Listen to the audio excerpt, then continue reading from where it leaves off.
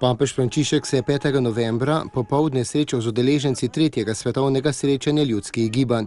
Približno 5000 predstavnikov je prišlo z urbanih, ruralnih in industrijskih periferij iz več kot 60 držav, da bi nadaljevali z razmišljanjem o tem, kako širiti pravičnost in pravico do zemlje, doma in dela za vse.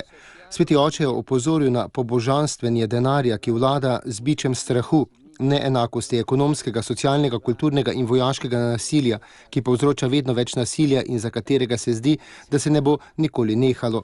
Koliko bolečine, koliko strahu, je dejal sveti oče in spomnil, da obstaja osnovni terorizem, ki izhaja iz globalne kontrole denarja po vsem svetu in ogroža vse človeštvo.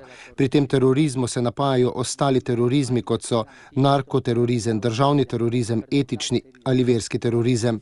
Noben narod, nobena religija ni teroristična, je poudaril. Res je, da vse povsod obstajajo male fundamentalistične skupine, a terorizem se začne takrat, kadar se odstrani čudo stvarstva moškega in ženske in se na njuno mesto postavi denar. Takšen sistem je terorističen. Ves družbeni nauk cerkve in nauk vseh papežev se vedno zoperstavlja denarju idolu, ki kraljuje, namesto da bi služil, tiranizira in terorizira človeštvo.